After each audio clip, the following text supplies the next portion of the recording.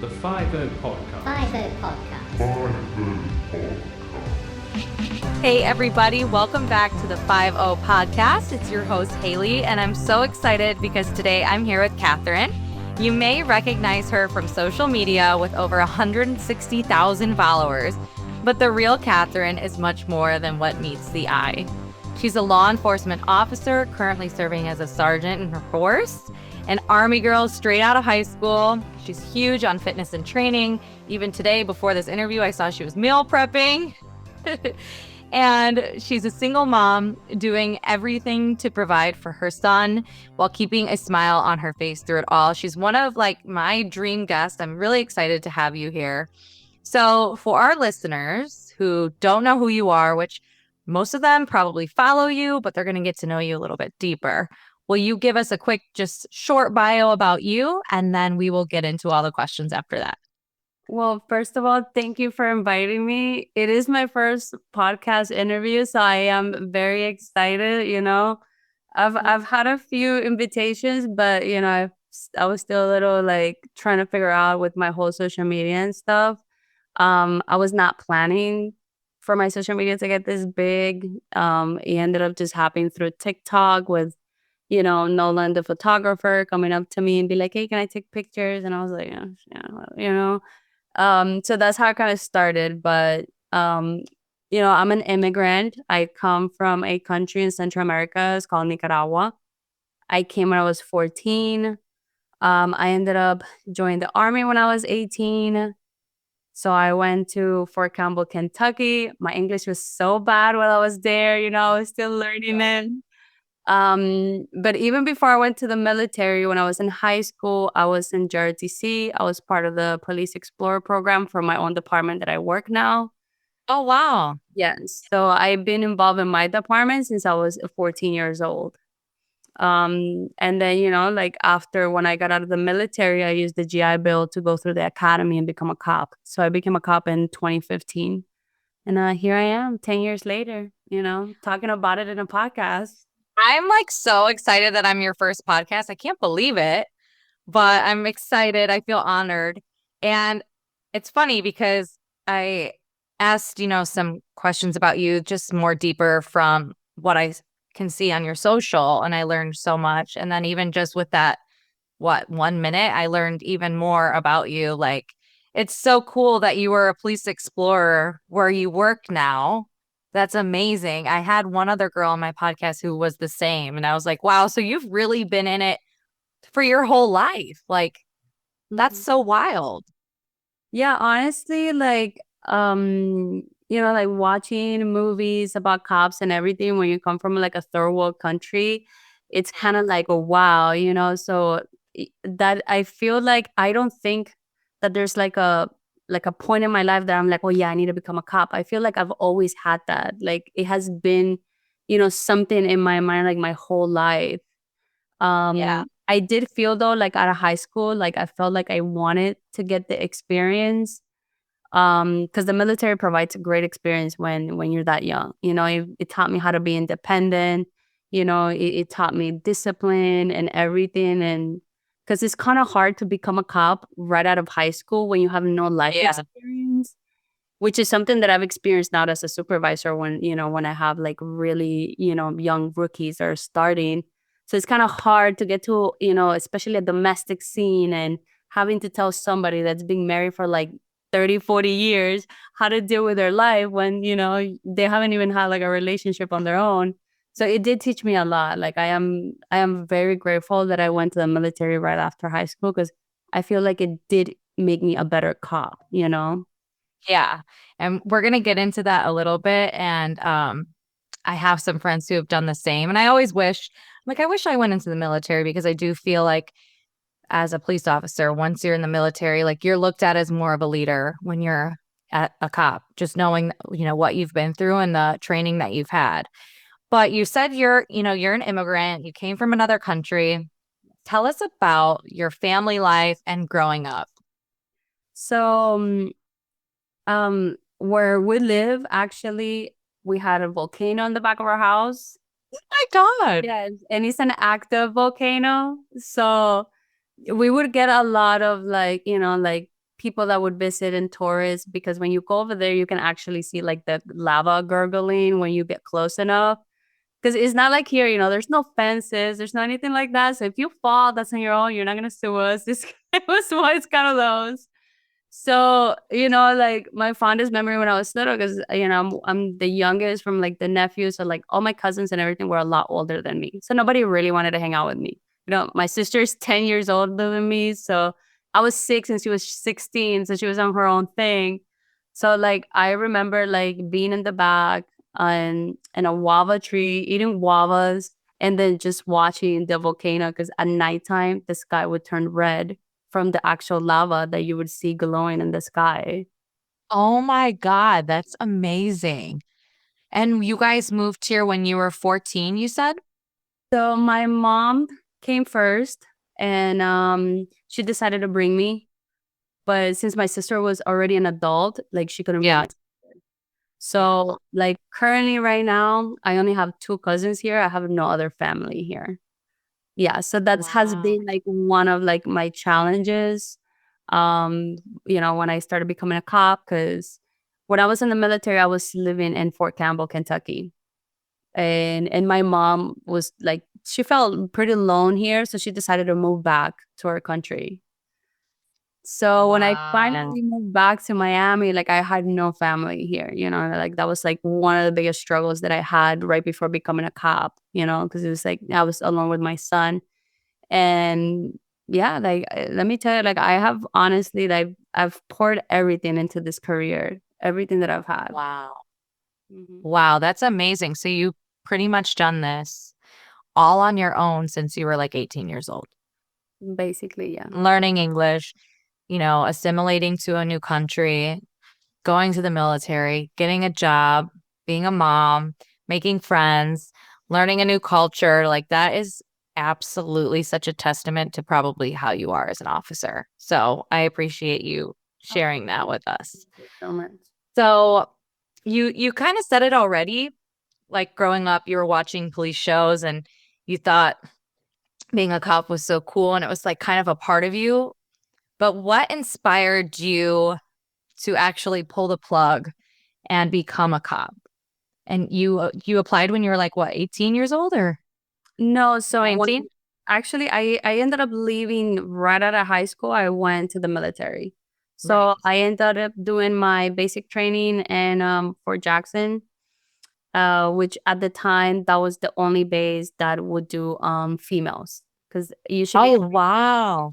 every other, you know, basic training was only males. So that was the only one that would do females at the time.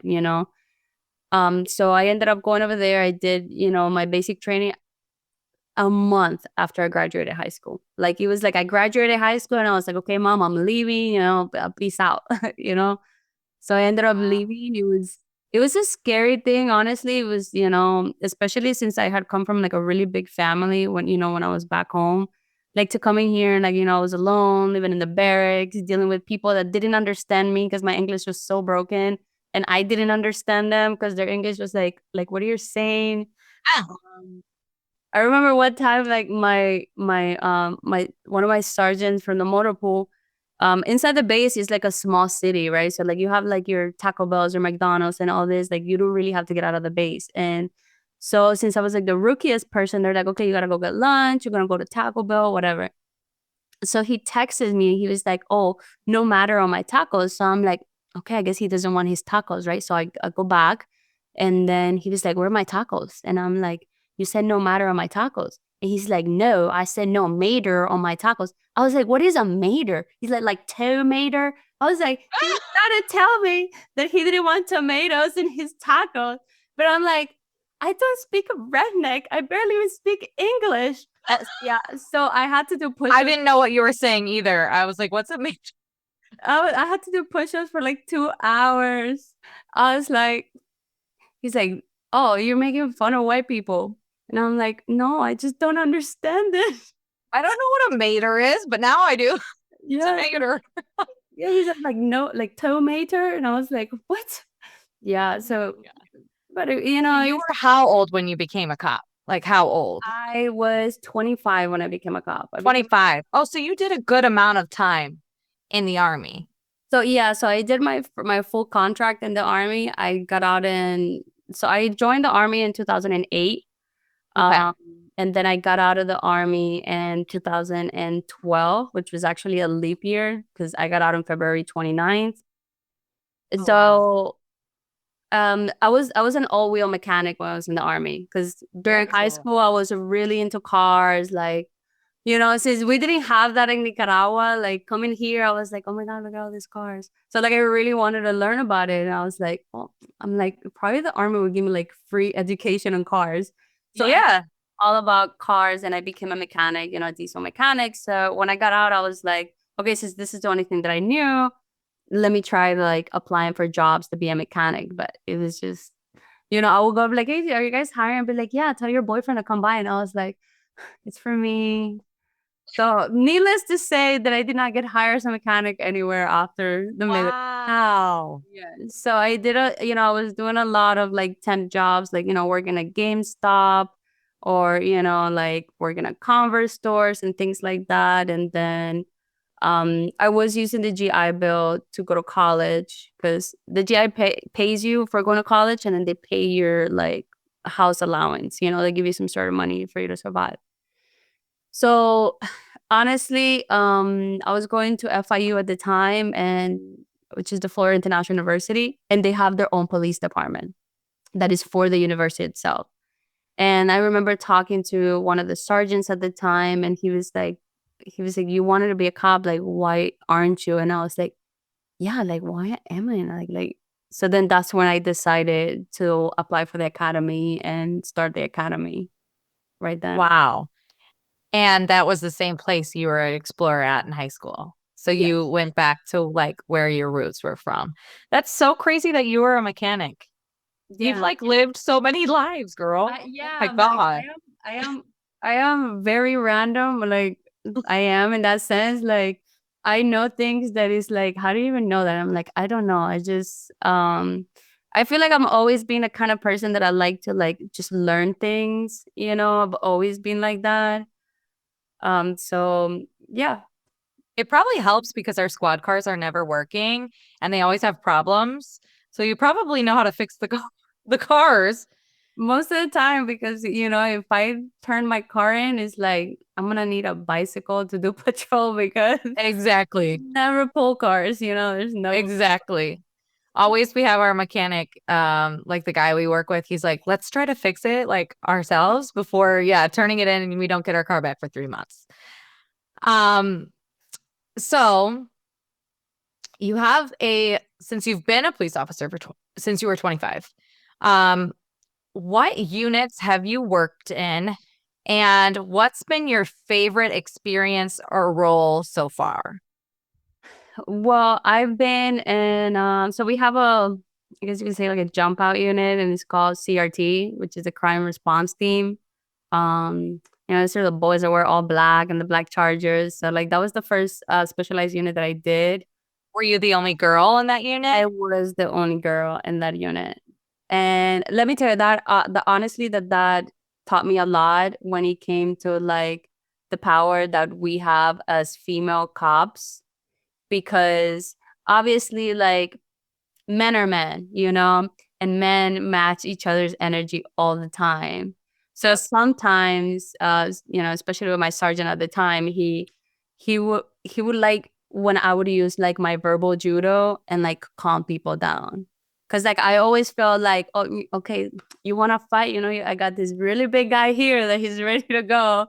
But people would tend to be a little bit more, calm or anything when like honestly I would talk. I mean, don't get me wrong, like if shit hits the fan, shit hits the fan, and we gotta throw it down. But Yeah.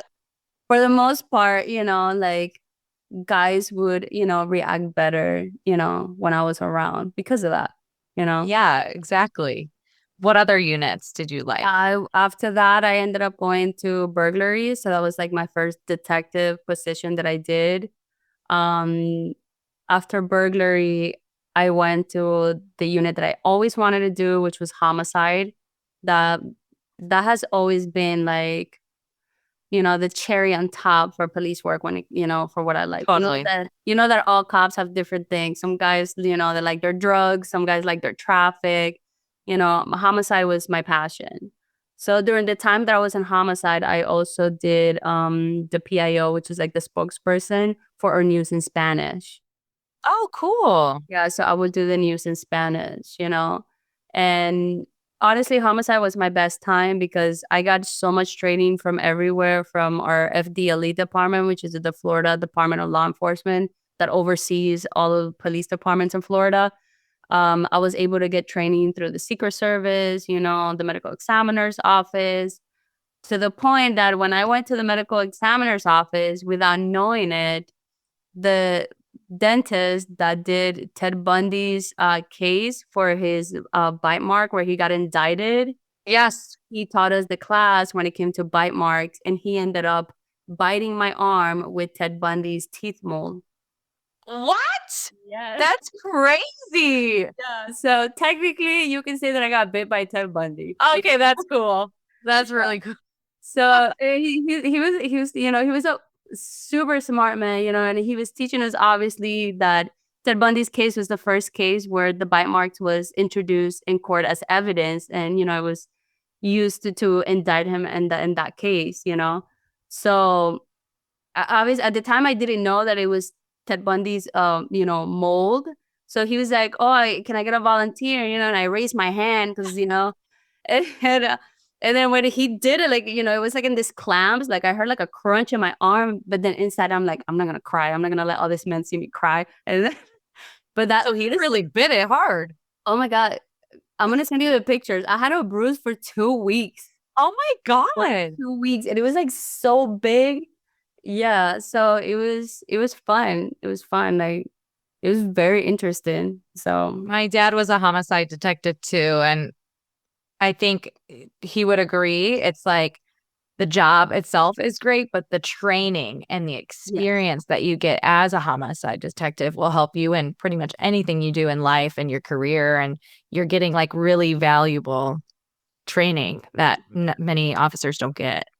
honestly, that was it was the hardest thing that I've done as a cop, but I feel that it was also like the most impactful thing because whether it was a homicide or whether it was a suicide, the family goes to you for that closure, because and for the most part I would stay like really close to the family, to the point that sometimes like I stayed friends for throughout years, because there would be times that we've had like an accidental overdose, so we would have to wait months for the medical examiners to come back with a toxicology. So I would stay in touch with those people constantly because you don't want them to feel like you forgot about them, like, oh, it's been 3 months and you haven't contacted me. Obviously, there's in search of that answer. So I always like tried to like provide that closure for the family. So I felt that was like the most meaningful thing that I could do in my job, honestly. And that like really speaks volumes to who you are as a person, because I know that there's other people that do that job that want to make that notification and kind of get it over with and don't probably want to be contacted by the family member again. Not in a bad way, but just like move on to the next case, or like maybe don't want to deal with that emotional toll. But a lot of us, especially women, we have that different factor that we care. Not saying we care more. I don't want to say it like that, but we have that motherly instinct that, especially like if a mom reaches out, or a child, it's like we have that connection, especially because you're a mom too. So you understand. Yeah, that nurture. That nurturing. Yeah. Yes, you said it for me. Thank you. Yeah. No, I understand because usually, like, especially with everything that we see every day, we do become desensitized at some point, 100%. And that's sometimes what people don't understand on the outside is because when you take that home with you every day, it's extremely hard, especially on your family. And so actually for my last test that I took, I had to read a book that was the survival of law enforcement, the emotional survival of law enforcement. And it took let me tell you. book, and not only for cops, but for anybody that has a cop in their life to understand, sometimes the way how we are. Because like when I read the book, and I was like, this sounds like everybody when they get home. Like you don't want to make any decisions whatsoever. Right. Because you spend all day making decisions for everybody. Because when you get a cop on scene, the cop is the one that has to make the decision now. Exactly. So you get home and it's Exactly. like, oh, what do you want to eat, babe? Whatever you want. Where you want to go? Wherever you want. Oh my God, you're speaking to the choir. Oh my God.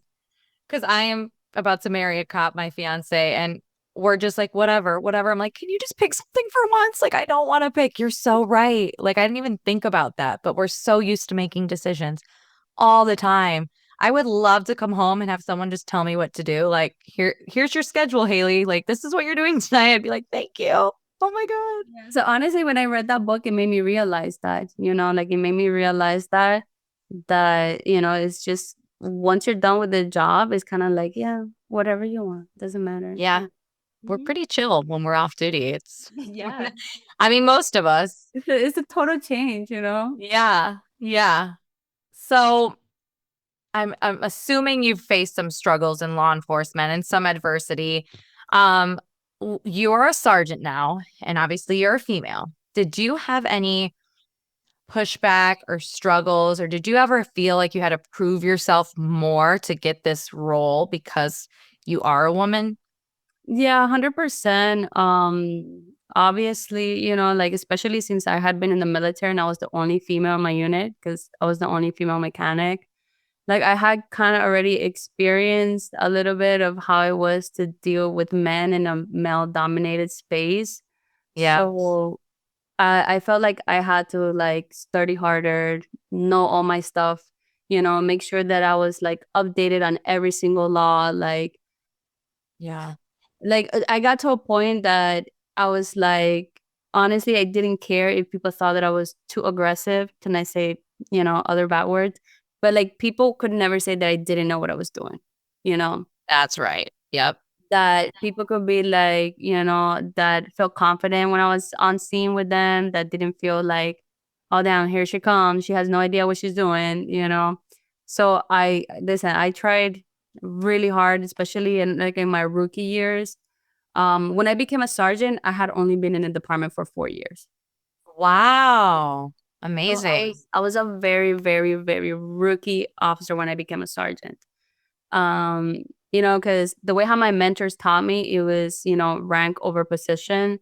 So even though that I was in homicide and I was loving homicide, I had the opportunity to take the sergeant's exam because I met the requirements for it.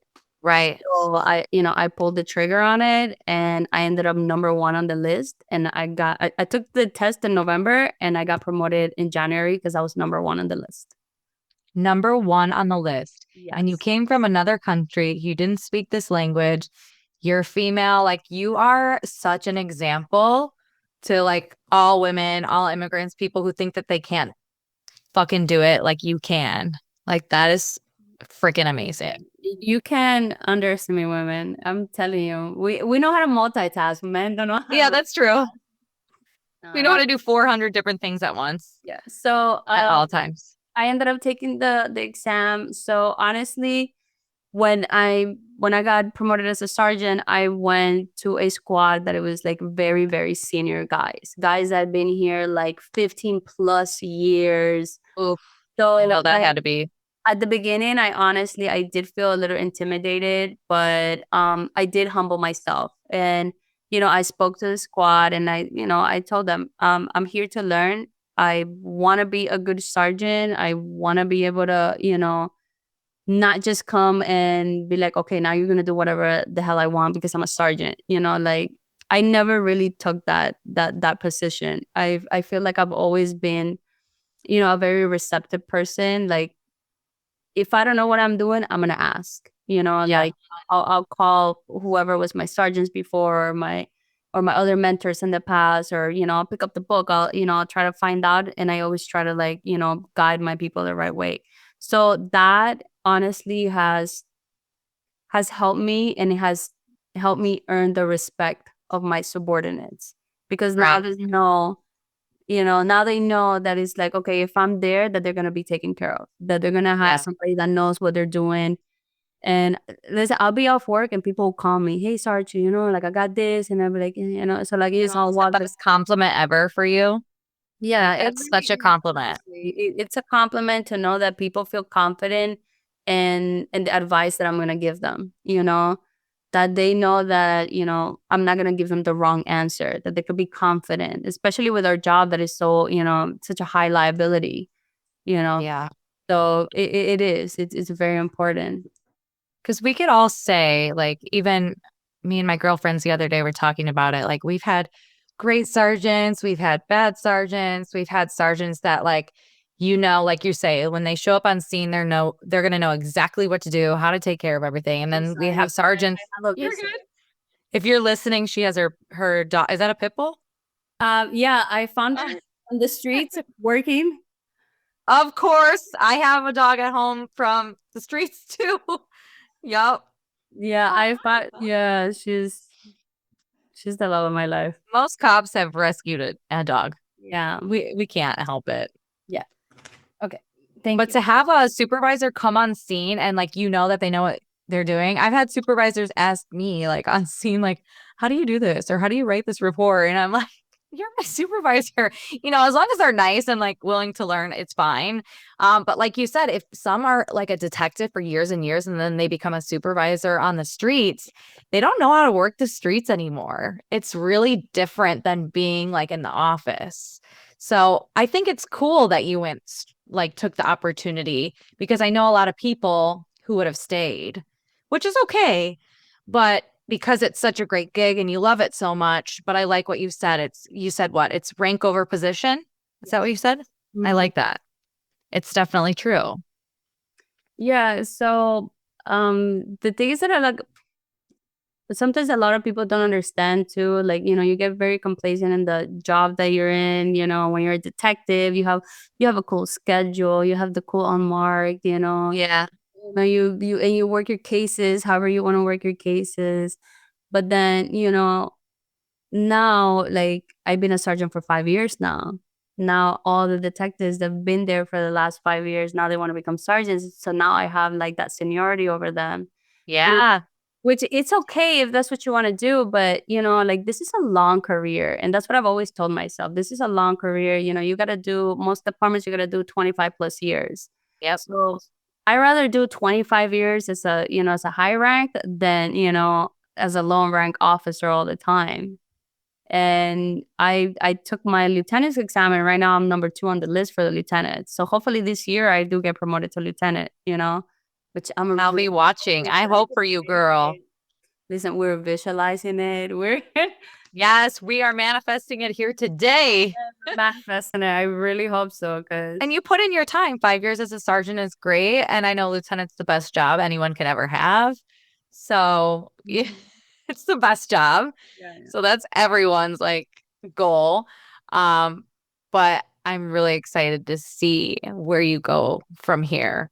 Do you have any advice for any females who want to rank up but are maybe struggling with, maybe how you said, like struggling with feeling like they have to try so hard to become a supervisor, or like trying to always compensate for being a female? You know what? Like, honestly, like, all I can tell you is like, fuck what they think. I am a firm believer that your only competition is yourself.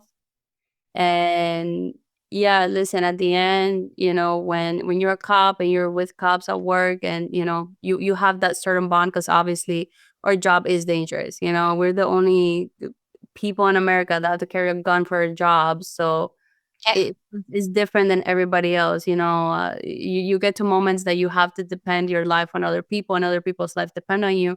But at the end, what you want to do, and every woman out there, what they want to do, they just have to pull the trigger, man. They have to believe in themselves, and they have to know that they can do it. I got to a point that I've wanted to learn so much that I learned to dispatch to our police department. That was one of my questions. You're a certified dispatcher, right? Yes, I am a certified dispatcher too. So That is crazy, girl. on my You overtime, do not stop. Take a break. I don't know how. I know, I'm the same way. I've been on that grind mode for so long that like, my days off, I'm like, "Oh, yeah, I could be like working right now." Girl, same.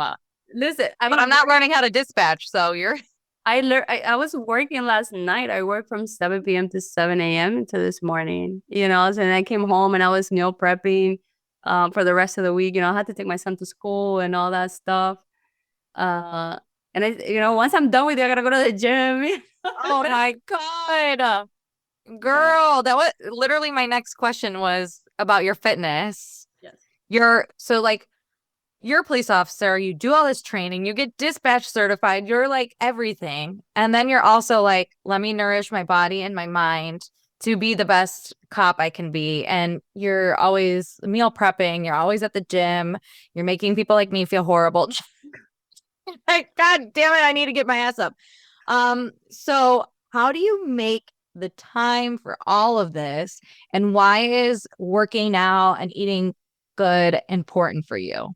So, last year I went through like some very deep relationship issues, that made me very, very depressed.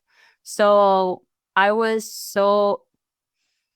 always been the person that's always taking care of everybody. So I stopped taking care of myself. I had stopped going to the gym. I had gained weight. So I got to the point that like I would look at myself and I would feel very unattractive. And especially for us, like we can tell our body weight when you put on your uniform. 100%. Oh Your my pants, God. your pants fit tight. Your gun belt, you have to make it bigger, and it's like, damn, and these pants are $75 and I gotta buy another set of pants. So Girl. like towards the end of last year, my department actually started doing a 25-day weight loss challenge. So I'm like, Cool. you know what? Like, I'm gonna do it and I'm just gonna like go like full on. So since the beginning of the year, which the challenge started on January 7th, I have lost 15 pounds to today.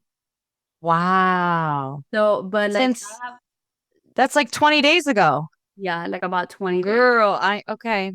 You're gonna have to So, send me your meals. I honestly like put so much effort into it. Like I've been waking up at 4:30 so I can go run before I have to go to work. So I realized that, especially like a lot of people that you see that they, this is what they do all the time. Like you have to make the time for it. Like if it's something that you want, you have to make the time. So I usually work between 76 to 80 hours a week. Wow. Like, and thankfully, which is one of the things, when I started, I was working midnights, right? Every officer gets stuck at midnights. Yeah. When I started, my son was like about 5 years old. So since I had nobody to live him with, I actually had to send him back to Nicaragua to live with my mom because my mom Wow. be here with me. So he lived with my mom for like about 3 years until I was able to get out of midnights. Wow. When I became like a detective and all that stuff, then he was able to come back and live with me. Once, like he's gotten older now, like he's older, like now he's able to stay by himself, at home. Yeah. So, I do my regular 40 hours during the day on the road. And then usually on my days off, I will work midnights and dispatch, So, and dispatch, they do 12-hour shifts. So I do 7 to 7, 7 p.m. to 7 a.m. So like today I haven't slept, I'll do the meal preps, I'll do the mom stuff, clean the house, do laundry, etc., and but obviously like Wow. everything has to take a sacrifice, at the be for what you want, like you have to sacrifice certain things for other things, Yeah. but You are truly like a, I don't even know, like a superhero. Like you really are like a real life superhero. And you're like the American dream, like truly, you're living like your American dream. Like you've truly done it all. I've tried, Yeah. the main thing honestly is that like I've tried giving my son a better life than what I had. Yeah.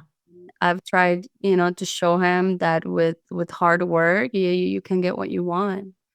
He's going to be such an amazing like husband and father watching you be like knowing. I know so many like my fiance too. It's like watching such a strong, powerful mom take care of everything makes boys grow up to like respect women so much and want to work so hard and take care of their like wives and their sisters and whatever. I think it's awesome that you have a son. Yeah, and for whatever reason, God has, Yeah. when I was 25, I ended up having cervical cancer. So I ended up having to get a hysterectomy. So like that's my only son. Like I can't have no more kids. So Yeah. I pour everything that I have into him, and he's my best gift. Yeah. That was literally my next topic. You're a single mom. You have your son and you balance motherhood, you balance being a police officer, you balance being in fitness, being a dispatcher, doing all these things.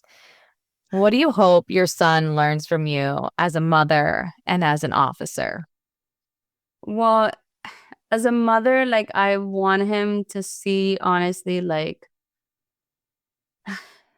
how to be able to like for him to learn how to balance his life in the future, you know, Yeah.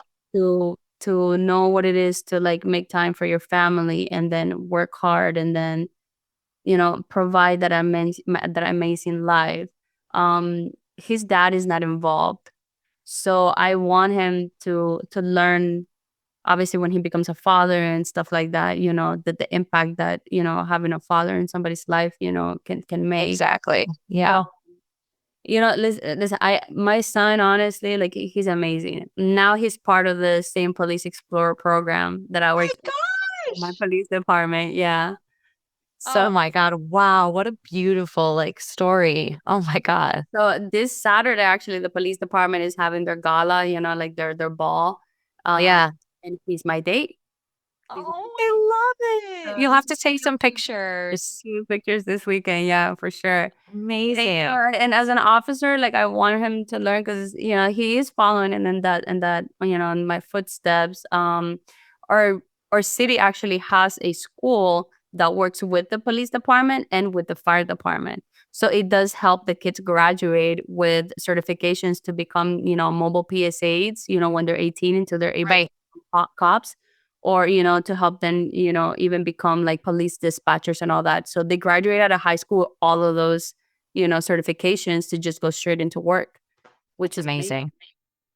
Wow. Yeah. And I have messages here and there, and I'm sure you do too, about like women who are moms who want to become officers, but are nervous going through like the academy or becoming an officer, having children or having a husband and all of that. What would you tell like a mom who wants to get into law enforcement but is nervous that it'll take the time away from their kids or the dangers or the stress? What would you tell them? Listen, honestly, like this job is not just a job, like this is honestly one of the hardest things that I've done in my life.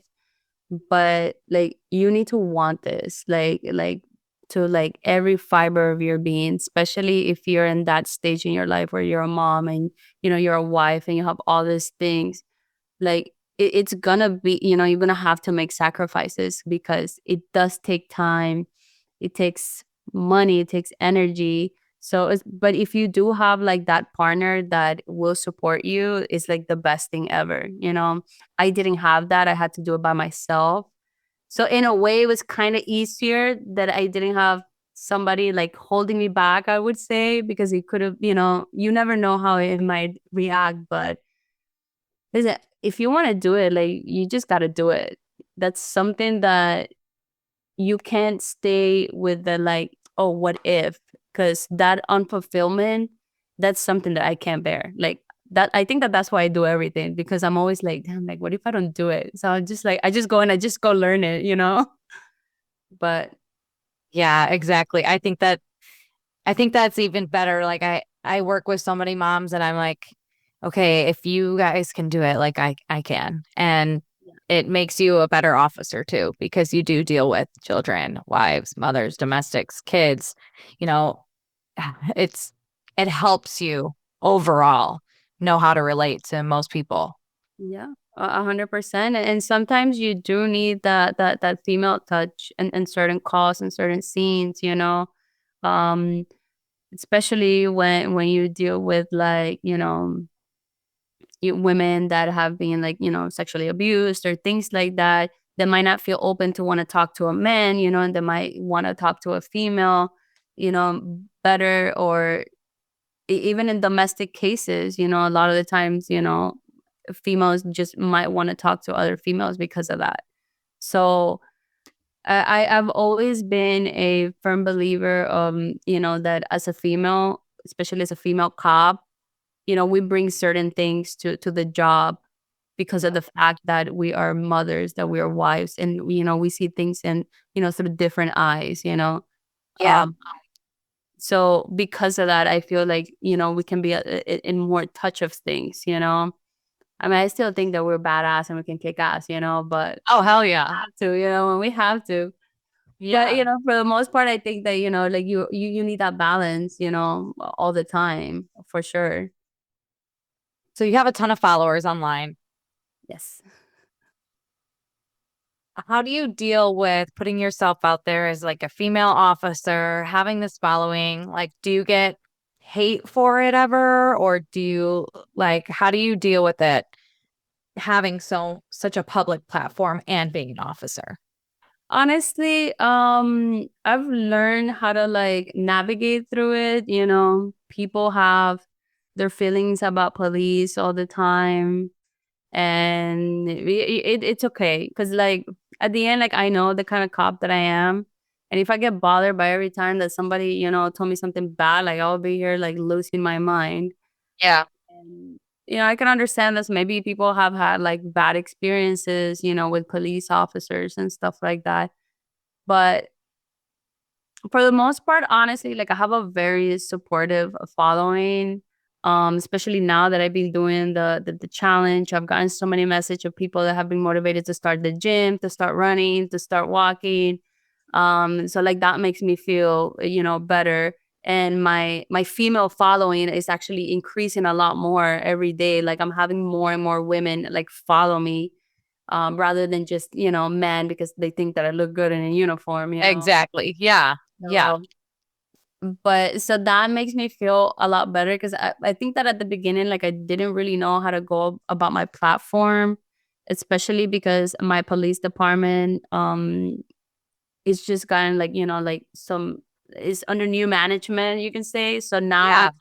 So now it's a little bit more open for us to be able to use social media and things like that. Because like before That. it wasn't. It was very frowned upon. Like literally could get in trouble by just posting a picture in uniform, even if I had blocked out of myself. So actually our chief started with this whole thing with Nolan taking pictures. Like he had done the video actually as well.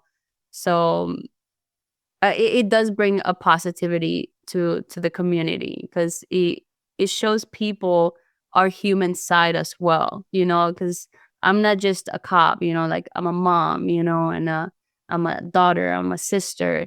It is, it's not just like, that you're going over there and just taking people to jail and then that's it. So Exactly.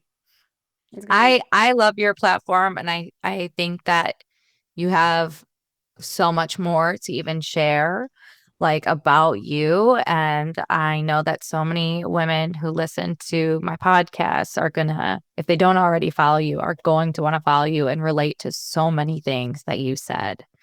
If anyone's listening to this when it comes out, what would you want their takeaway to be from this episode? to honestly to never give up. There's no limits to anything that you put your mind to, whether it's even starting the academy, becoming a cop. Because is it like if I start thinking about where I was at when I was 8 years old, I was barefooted running in the jungle looking at the volcano. You know, I didn't think that I was gonna end up being a sergeant for, an amazing police department, with a Lakeview house in Yeah. the United States, and it's like, but you just can never give up. Like, it's okay to slow down if you have to, but to never stop, you know? Yeah, That's how I feel about absolutely. everything. Well, I so appreciate you being here and sharing so much. Like, you opened your heart and your life to us. I would love to actually have you on again. Maybe we could do something just about focusing on like maybe advancing in like your law enforcement career or something. I would love to just like Of have it course. be like an advice segment for my listeners. Um, but if someone's listening, where can they go follow you? Well, they can follow me on my Instagram, which is, now I'm gonna have to spell it for you. Yeah, spell it out. Spell it out. So my Instagram, now I gotta look at it. It's I'm looking at it too. KIBASASUKE1. Yes. So they can follow me there. I do try to, answer to most of my DMs that are not like, oh, please arrest me. Right? I'm sure you get those all the time too. So I do try to answer, questions to people that have, obviously, and I'm always here. Like, I hope that I can at least motivate one person to make their dreams come true. I think you definitely will. You're motivating me. I'm like, maybe I should go study like my general orders today or something. I'm like, man, maybe I should meal prep. Like, God dang it. But seriously, thank you so much for being here. I would love to have you on again. Like I said, you're such an inspiration. You've gone through so much. And you're truly a testament to like achieving your dreams as long as you put your mind to it and like put in the work. So Thank I you really, for really having thank me. you. Thank you for having me again. This Thank was you. fun. It was so fun. We'll talk soon.